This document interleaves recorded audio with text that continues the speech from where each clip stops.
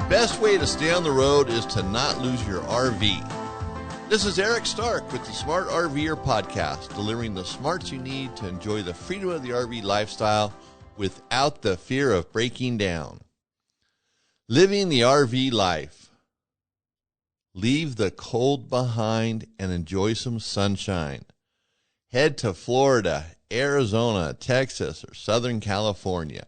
You know, just because it's wintertime, it doesn't mean that the RVing has to come to an end. Fly south, if you will. Take your RV and head to one of the sunshine states. You know, Florida, Arizona, Texas, Southern California, during the winter months, they still enjoy sunshine every day. You don't have the cold weather. They're wonderful places to go. You know, they really pick up. And, you know, with that being said, you do want to plan your trip, make sure that there are available spaces, you know, at the RV parks, because so many RVers flock to those areas. And why is that? It's because the weather in the winter months is just awesome. You know, it doesn't matter which state, even Southern California. Now, Southern California is part of California, unfortunately. But, you know, it does stay nice there. The Palm Springs area, Indio, you know, and everything farther south, you know, the closer you get to the Arizona border, of course, you know, it gets nicer, but, you know, it's more deserty. But there's a lot of places out there. Quartzsite, well, actually, excuse me, that's Arizona. Getting my states mixed up here. But nonetheless, Southern California, you know, you have those hot spots, Indio, Palm Springs, like I said, there's a lot of RV parks there. You're not too far from Los Angeles, San Diego. San Diego would be another great place to go. So if you need to do shopping, other types of things, take care of some business, you're definitely in the right spot. Now, Florida, Arizona, and Texas, they definitely have the great winter weather. And, you know, each one of those states has a lot to do. You know, it doesn't matter where you go in Florida or Arizona or Texas. There's a lot of things to do to keep you busy. It's not just get there and sit down and do nothing. That's for sure. So there's, you know, fishing, ATVing, you know, places to eat, shopping, sightseeing, all the things that you'll want to do in the wintertime in your RV. And not to mention what's cool about it, when you go to one of those places, is you're set up for months at a time, usually. So you can just make yourself at home. Makes it very nice. Then you get out of the winter weather in the northern part of the U.S. You don't have to worry about your RV freezing. You don't have to winterize, because you're where it's nice and sunny and warm. So if you want the warm weather in the wintertime, you want to enjoy yourself during the wintertime, get a tan in the wintertime, fly south. Head to Florida, Arizona, Texas, or Southern California. Now let's get into the nuts and bolts here. Staying on the road. Today we're going to talk about your RV. And what I said earlier, the best way to stay on the road is to not lose your RV. So what I really mean by that is, do not let it get stolen. And RVs do get stolen. You know, for a comparison, how many cars have you had stolen over your lifetime? You know, you owned a car. One day it's there, the next day it's not. 1, 2, 3, 4, 5. Yeah, I know my dad, his cars got stolen all the time. I don't know what it was. Maybe because he left the keys in them. That might have been it. So me personally, I haven't really ever had anything major stolen from cars to trailers. You know, I've had some wheels stolen off of trailers and, you know, behind a wrought iron fence, you know, kind of a secure area. And that was about it. Someone had to go to a lot of work to do that. I've never used alarm systems. I don't like them. I don't trust them. They seem like they're more of a nuisance than they are a deterrent. I will say I did have a motorcycle one time. Now, I left it unprotected. It was brand new, very sharp-looking bike, and I caught someone right in the act of trying to steal it. Now, that was, I'm going to say, my fault because it was too easy to steal. So if you make it hard for someone to steal, it definitely slows them down. But if someone really wants it, they're going to get it. You know, it just depends on how bad they want it. Now, I had a friend at one time who had an RV stolen right out of his driveway in the middle of the day. So it happens. And over the years, with the customers coming into the store, talking to him on the phone, They relate stories about their RVs getting stolen. And, sometimes I find out that their RV got stolen because they're buying all this stuff, like they're outfitting a new RV. So I might ask, hey, did you get a new RV? And then they explain, well, no, my RV was in storage and it got stolen. It does happen. And it doesn't matter if it is a car or an RV. We spend a lot of time getting them the way we want them to be. We do all the accessories, make it nice, it's personalized. It's our RV. Then, of course, it gets stolen and we have to start all over again. And that really is lame. So have you ever heard the saying, I'm sure you have, drive it like you stole it? So in reality, what that means is to run it into the ground. What do I mean by that? Well, when a car gets stolen or an RV gets stolen, who would want it back after days or weeks of abuse? You think about a car. Someone steals your car. Do you think they really care if they destroy the engine, if they destroy the suspension, if they hit things, go over a speed bump at 80 miles an hour, hit a curb at 60 miles an hour? They're not going to care. It's stolen. Drive it like you stole it. You know what I mean? It doesn't matter what happens to it. And so someone steals your RV. They might not be hitting speed jump bumps at 80 miles an hour. They might not be hitting curbs, but they're certainly not going to take care of it. If they're driving it, are they just pedal to the metal all the time, just wearing out that engine, wearing out the transmission, taking off from a dead stop to a, full throttle as fast as they possibly can? See, that damages things. And those are damages sometimes you can't see for quite some time. Down the road, maybe 1,000 miles, 2,000 miles, the transmission falls out. And there's other abuses, that they can do. But basically, when someone steals your car, your RV, if you don't get it back within minutes, who wants it back, period? Me, personally, I'd rather take a total loss and run it through the insurance company rather than worry about the unseen damage that'll come and bite me later on. Now, you can lock your RV. Of course you can do that. That'll slow the thief down. It's not going to stop them. In most locks, well, first let me say this. I know online, if you Google like protect my RV, extra security for my RV, you're probably going to run across websites and videos showing you how to put in extra deadbolt locks or telling you to do it. I'd like to see them try it. RV doors are not like a house where you can just put in multiple locks. Like you see a TV show in New York and they got New York apartment, they got 8 locks on the door. You're not going to do that on an RV. Can't be done. There's not enough there to do it with. So it's pretty ridiculous for someone to say that. And more locks, I don't know, is that really going to keep your RV safe? Probably not. It might slow down the guy if someone doesn't really want to work that hard. One thing you have going for you today is a lot of people are just lazy anymore. So they might not want to just work the locks, this RV's too hard. But if someone wants it, they're going to get it. And like I said, locks are a joke. It doesn't matter what they are. Steering wheel locks, wheel locks, it doesn't matter. They're a joke. They might keep someone who's honest. But if you go to go to YouTube and check out the videos that this guy does, he's called the Lockpick Lawyer. He shows how easy it is to get past most locks. I mean, it's ridiculous. In fact, there's a lock that's used on government buildings, police departments, prison systems that you can open or pick with a magnet. Pretty simple. So locks are not the answer. And, most RVs get stolen while they're in storage. And that makes sense. Your RV's sitting there for days at a time. No one's paying, or weeks at a time, months at a time. It looks to some people like it's just abandoned, even though it's not. It's just in storage. And storage doesn't have to be at a storage lot. It could actually be on your own property. So that's the time where someone's going to look at it. It's sitting there. They scope it out. These people are gone every day. Or the storage lot, the gate's open from this time to that time. There's no one there. Or if the gate's not open, you can still get in and out. Not a problem. Most storage lots, their security is okay, and you can get past it. It's not really that big of a deal. So to protect your RV, you don't need some complex, sophisticated, overly done solution. You need something that works and is very simple to deploy, something that's not complicated. So this is where GPS trackers come in.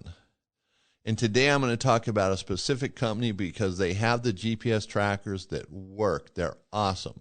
And the company is WearSafe.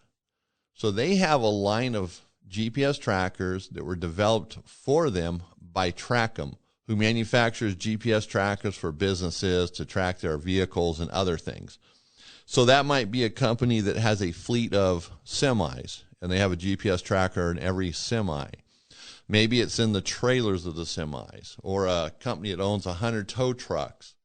So they're tracking all these vehicles, but their systems are more complex because there's so many vehicles. It's a fleet versus just one vehicle, like in your case with an RV. So these GPS trackers are a little more complex. They're sophisticated, but with the help of Trackem, WearSafe can turn a highly vulnerable RV into a secure fortress without the complexities to make it difficult to use. So the WearSafe GPS trackers simply connect to a mobile device like your phone, and now you can see any movement from your RV in real time. Now that's cool. So let's think about that for a minute. Talk about it. So these GPS trackers are simple to use. You put it in your RV. You connect it to your phone, via an app. You download the WearSafe app for that tracker, and all that's free. Now, there is a monthly service fee or contract because you do have to buy the tracking service so you can see it in real time on the internet or on your phone and to get those notifications if something happens. But, they have an annual plan. I think it's $120, and they have a seasonal plan where you pay for, I forget how many months out of the year, I'm sorry, but it is on their website. But don't go run to their website yet. I have a link on our podcast website, thesmartrver.com, where you'll save 10% on all of that. So you do have a service fee, which isn't a big deal. What's the price of that versus the value of your RV and the peace of mind? So, if your RV is in a storage lot and someone takes it, see, this is the difference. Okay, they break in, so you don't have 16 locks on the door. So all they're going to do is break a window or pick the lock, do whatever they're going to do to get in. It's going to be less damage getting in because, believe me, people stealing stuff, they really don't care about the damage. If there's 3 locks, they're just going to tear that door to shreds. I've seen it. I've owned an RV storage lot, and man, what people do to get inside an RV, it's ridiculous. So sometimes the damage, could be thousands of dollars before they even stole the RV. So let's say your RV gets stolen. It's in an RV storage lot, and they're able to drive right out the gate. Well, you're going to know the moment that RV moved. You're going to get a notification on your phone. It says, hey, RV moving. You need to do something. Well, it doesn't really say that, but, that's the intent of it. And so you get on the phone, you call the police and say, hey, my RV's in the storage lot. It's moving now. I have a GPS real-time tracking from WearSafe. You can even give the police department your credentials. They can log in and follow it and find the scumbags that stole your RV. So it might just be minutes before you get your RV back, but it's not going to be days or weeks. You're going to get it back quickly and less damage. Now, your RV gets stolen. Let's say they go 10 blocks in it. Let's say they go 30 miles. That's palatable. You can deal with that because it's not going to be destroyed in those 30 miles. Maybe they're just heading to the place where they're going to strip it down and, sell out the parts, or who knows what they're going to do with it. Put it in their backyard and live in it. Who knows? But you avoid all of that. And that's pretty simple. You just call the police. Here's where it's at. And, of course, they go and find it. Now, it might not work that quick depending on how busy they are, that kind of stuff. But nonetheless, you can get your RV back quickly. So that's the big difference. They might steal it, but you get it back, and it's less damage. I mean, seriously, a lock on a door is nothing. You're talking $50. A new entrance door for an RV, could run up to $1,000 easy, depending on what kind of RV you have. Just a travel trailer can be $500-600 just for a door. plus the labor to install it and all that. And if it has paint on it, getting it repainted to match. So you can see how more complicated it is than just a door. A lock is a lot easier way to go if they drill out a lock or break the lock or pick the lock. Now, another really cool thing about the GPS trackers from WearSafe, and I say WearSafe because these are the only guys that I have found that do this way. These guys really have it nailed down. So here's another thing that you can get from them. It's called a geofence. So if you haven't heard of a geofence, you've probably seen them, driven through one, didn't even know it. I shouldn't say you've seen them, they're invisible. But you probably had an experience with one. So if you live in an area, say you're driving down the street, and generally it's it's not going to be rural, it's going to be a city, more common in bigger cities, but you can even here in Hamilton, they're here. So you're driving down the street, and you're in the vicinity of, let's say, a McDonald's. And all of a sudden, you get a message on your phone, a text message saying, hey, come get a cup of coffee, half price at McDonald's. And you look up, wow, there's a McDonald's right there. Well, you just drove through their geofence. It's an invisible fence that's a perimeter around their place. It's set up electronically. So when you drive through it automatically sends you a text message. Okay, so that's you driving into a geofence, and now you're going to get a cup of coffee, half price or whatever. So here's what they can do. Let's say your RV's in a storage lot, but at this same storage lot, they also have propane, they have a dump facility, and they also have customer service where you call them up and say, hey, I'm going to take my RV out on the 25th of the month, and I want to have it ready to go. And we'll be down there, 4 in the afternoon.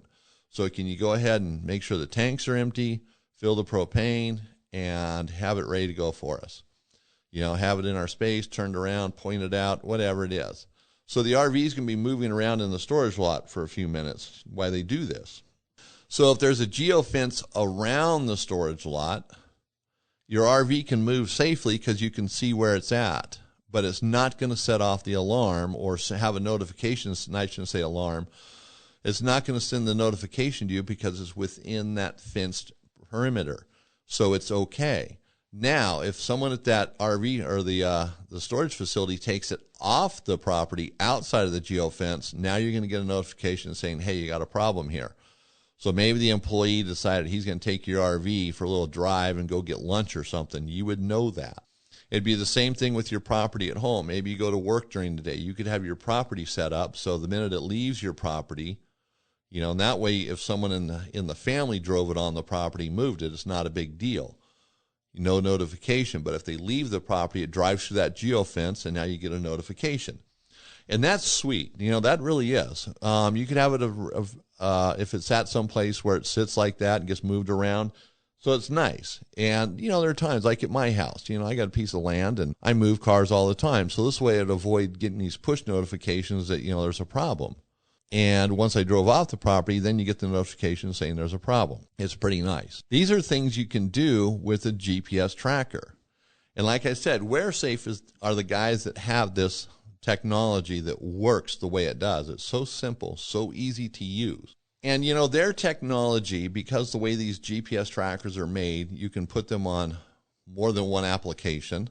So if you had a couple RVs and, maybe you have one at home or both are at home, and you have a reason to have, 2 RVs, and you're going to let your friend borrow one, or maybe it's even your RV, you could just take it out of yours and put it in there. And as they take it, you can see what they're doing. That's probably not a normal thing, but you could take it from the RV, put it in your car. If you're going to take your car someplace and you want to make sure there's nothing hanky going on with it, you could put it in your car while it's at, let's say, the repair facility or wherever it might be, the body shop. Make sure it doesn't leave there. It's not getting taken home at night. A lot of shops do that kind of stuff. They drive what's there. Nice thing about this is, if you rent your RV out, and a lot of people do anymore, I have a lot of customers here in Hamilton, Montana, that rent their RVs, and they do it to supplement their income. And, they got this RV, they're paying for it. Why not make some money off of it? So you rent it out, and generally there's, contracts, there's agreements that are made that you can only take this RV to where you say you're going. So if you say you're going to North Dakota, where are you going at? Where are you stopping? And, they kind of get an itinerary so they know where their RV is going to be at. So I had a customer come in. They rented their RV to someone who was supposed to be heading like to Utah. Well, they decided to head to South Dakota, and they also wanted to go on like 500 miles of dirt road. Now, that was not in the contract. It wasn't in the agreement. But these people didn't know that their RV was heading that way, and that's what was going to happen to it. When they got it back, not only was it filthy, it had a few $1,000s worth of damage to it because the dirt roads were so rough, and the people just didn't care.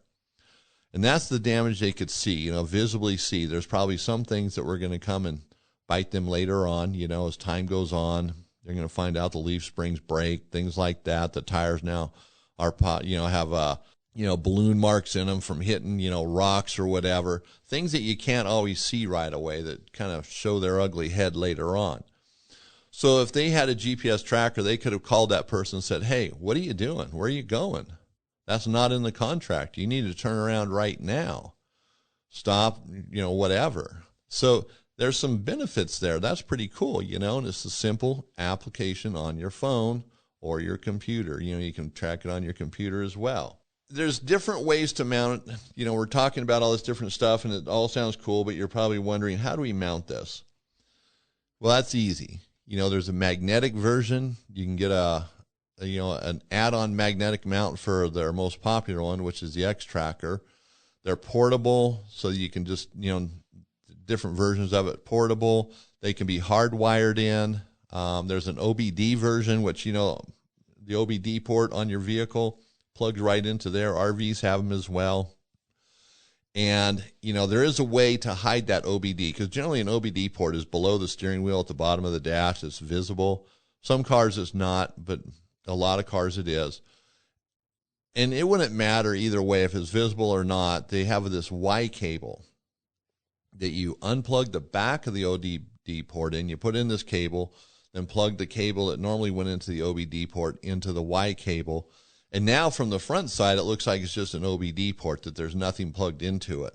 So that's security. It's a little more covert. So the OBD, the tracker that goes in the ODB port now is visible underneath the dash, tucked away. So even a thief, even a mechanic wouldn't know that it's there unless they're really looking for it, because they don't have to remove anything from the port. So that's pretty nice. And so the different versions are on their website, and they break it down how they can be mounted, how they're wired, or if they're rechargeable, which, all of them are rechargeable, but, some can be hardwired. One of them can be hardwired, I should say. And the recharge on them, when you charge them up, it doesn't last just for days. It's going to last for months, maybe 4 months, 8 months. It depends on the version. So even, that's not a big deal. That's a long time for the battery to last. So you don't have to worry about that. You just want to make sure within that time you check it and recharge it. And you're going to be alerted too if there's a battery issue. And then there's also a personal tracker. Now, this is not RV related, but it's pretty cool. So the personal tracker is just a small device. If your spouse is cheating on you, you're suspected. No, I'm just kidding. No, so this thing could be put in if you have a kid going to school, you could put it in their backpack. I mean, they would know. You could just throw it in your purse. You could carry it on your person. You could put it in a car, just as a simple tracker. It's something that can be moved around. You have a mother or father who's getting older and they're going out for the day with someone. Maybe you're worried about them. You could just, hey, I'm putting this in your purse so I can just see where you guys are at. Make sure everything's okay. My mom's getting to that age, and the OBD tracker is what we're going to put on her car. My brothers and I have talked about it because, she likes to drive still, and she can. She's not an absolute danger, but she might get lost. And so we're going to do that just to make sure if she gets lost somewhere, we can help her get home, We don't want her stuck someplace. She lives in Indio, California. Depending on the time of year, that could be a deadly thing. Our parents get older. Sometimes it's harder to, keep track of them and help them to see that they sometimes are a danger to themselves. My mom's getting to that point. So this is something we're going to rely on. So these things really work good, the GPS trackers. Whether you get one you mount, you hardwire it in, and you just mount it and leave it, and there's do-it-yourself. They're not something complex unless you want to just have a shop do it, but it's really not that big of a deal. They don't have to be tucked away so deep into the RV you can't find them. Remember, you might have to recharge it, if it's a portable version and not hardwired. So you don't want it hidden so good or so deep into the dash you can't get it. But remember, you can put them in a lot of places. Thieves, when they steal an RV, they're not ransacking it first. They do that later on. So, you can hide it pretty good that's not going to be found by someone who's just stealing your RV. You can tuck it away, and you got 50 cabinets underneath mattresses, the bed, behind blinds. There's a lot of places. You can get clever that way. If it's not a magnetic mount, you can use adhesive. There's ways of doing this to make it really hidden, but still accessible when you need to access it. And it doesn't matter where it's at in the RV, it's going to work just fine. Just because it's here or there doesn't mean it's not going to be able to send out a signal. So the GPS trackers, like I said, there's going to be a link at the smartrver.com under episode number 90.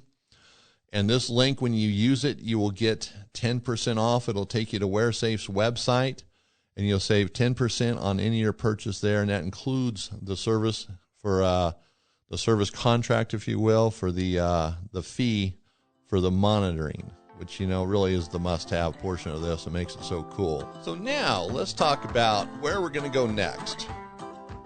The Florida Panhandle. How many of you have been to Florida? Raise your hand.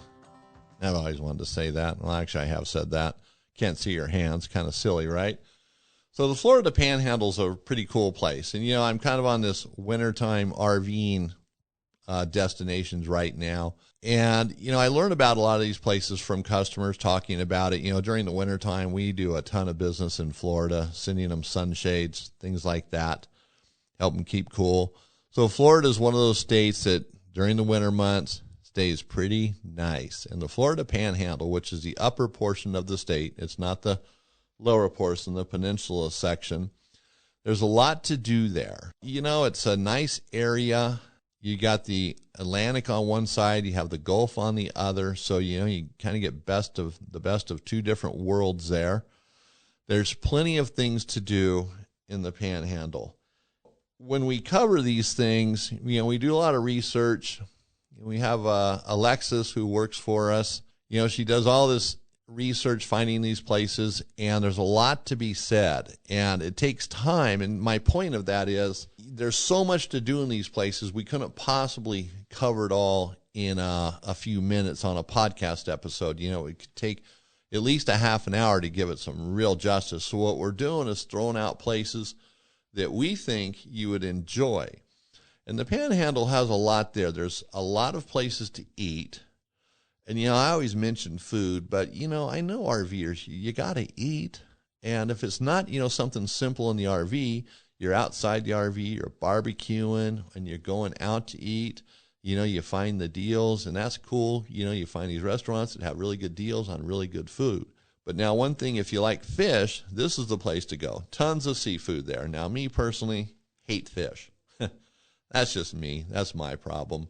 But there's tons of food there, or seafood. Restaurants galore. There's a place called Schooners, a saltwater grill. There's a British eatery that has that's known for its fish and chips. It's different stuff. It's not just everything's the same, which I think you understand that. You've traveled enough where you see that. And the RV resorts there, they're nice. They have pools. They're heated. They have the amenities to keep you busy if that's what you want to do.